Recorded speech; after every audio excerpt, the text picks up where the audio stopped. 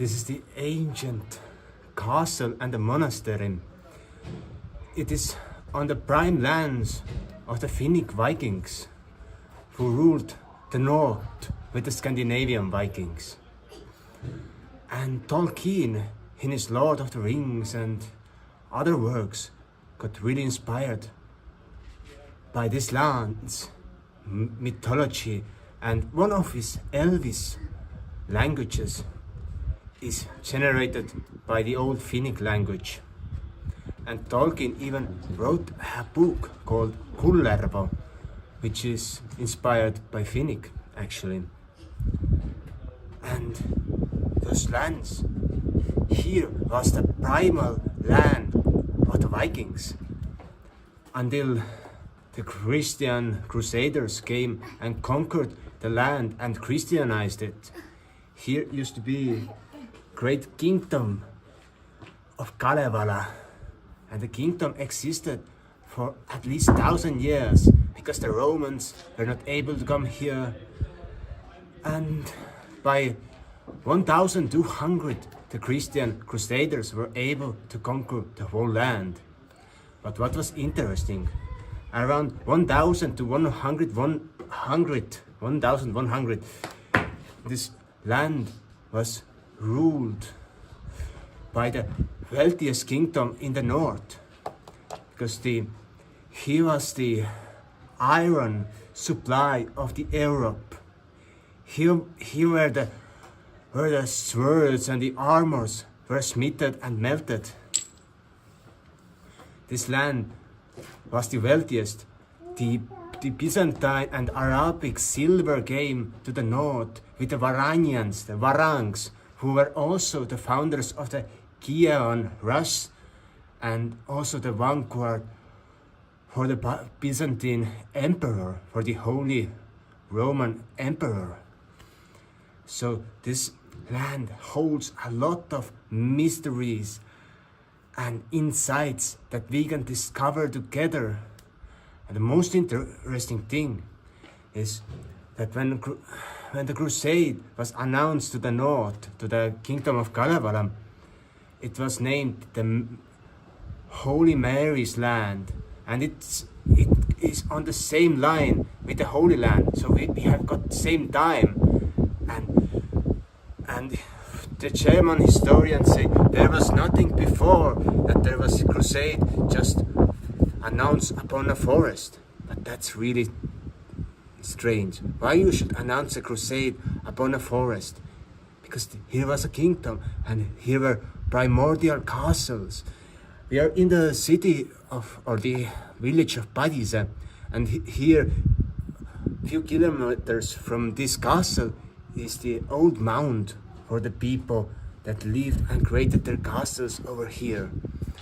So, hope you found it interesting. Here we are at the outskirts of the Caesarean monastery in a village of Padise in Estonia.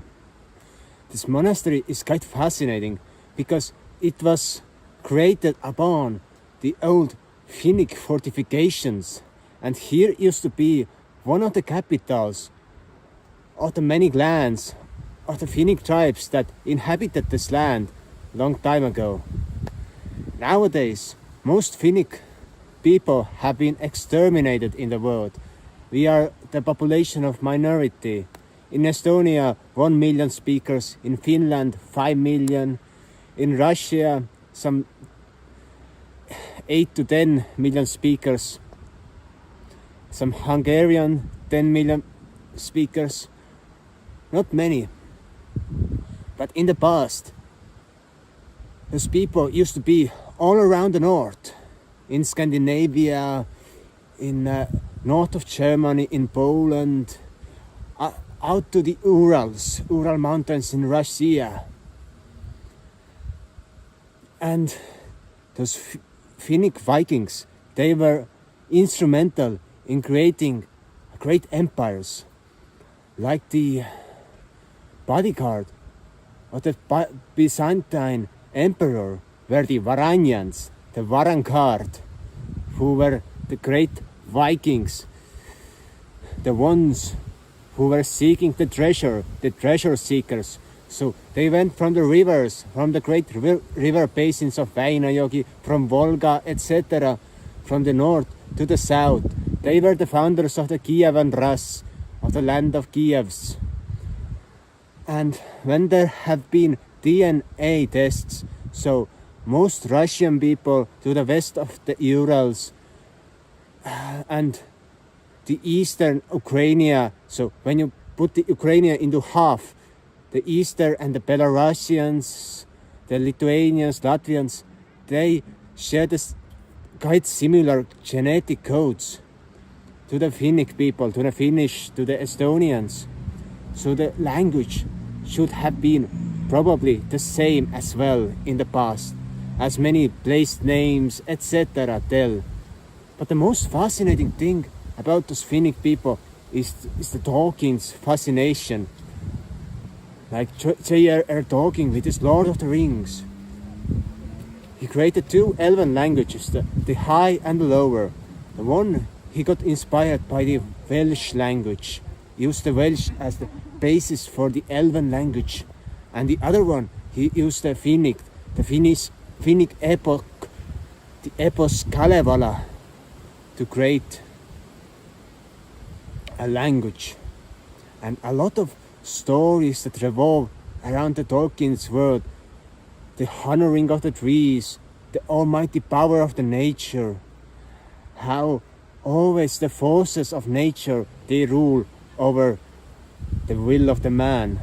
Like Saruman, he tried to create an army of Uruk-hais that wanted to destroy the land, but then the trees came out in rage and destroyed the Saruman's plans. The topic of industrialization and respecting the nature is relevant in his work, and the same is with the religion of the ancient Finnic Vikings. The most important thing was the power of the nature, that we were able to perceive, that we saw the awe in the nature, all the beings that walk around, the elven folk, the gnomes, the fairies, the Bigfoots, the unseen giants. Our mythology is full of giants that rule the world. The Kalevipoeg, the Kalevala, even the kingdom got its name from Kalevala, from the Sambo, the great force that hold it all together, the Sambo that created living coal, but also an eternal life. It's quite much like the philosopher's stone and the story of Nicolas Flamel, you know.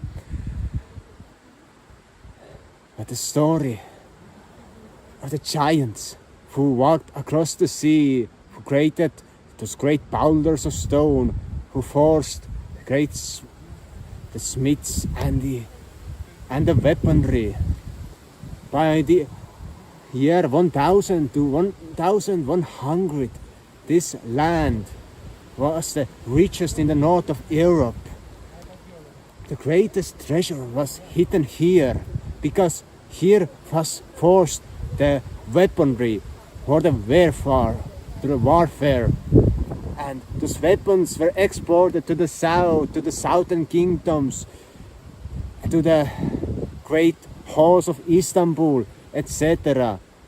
And people here received in exchange various silver and golden mints, the coins. There was huge amount of silver found on those lands, and there is no natural silver or gold here, but only the coins that were exchanged and traded. But later, when the Christianity came and they created this monastery, then they started also exchanging slaves. Many like blonde-haired and blue-eyed children were taken to the south, to the peninsula of Crimea, etc., to the slave markets where they were traded to the sultans and to other people, because the pagan slaves, or the former pagans who were not willing yet to convert to Christianity, they were the best slaves. So many children were robbed, and many adults as well, and poked into the slavery. And when Christianity came, the history of the great kingdom of Kalevala was erased. And now we just know the German history, that here was the monastery and okay, there was some primal hillfort, something like that. And okay, here was some language, but those people were primitive people, they were stupid. No, here was a kingdom. Here was the richest kingdom in the north. It encompassed the modern lands of Estonia, the south of Finland, the Livonia, the Lapland, and parts of Russia. And there were other Finno-Ugric kingdoms that ruled, that were in the Prusland, in the Preisima, in Poland, but they all were exterminated and then erased from the names of history. So, I hope you enjoyed the video. Subscribe, hit the bell button, and see you next time. Goodbye.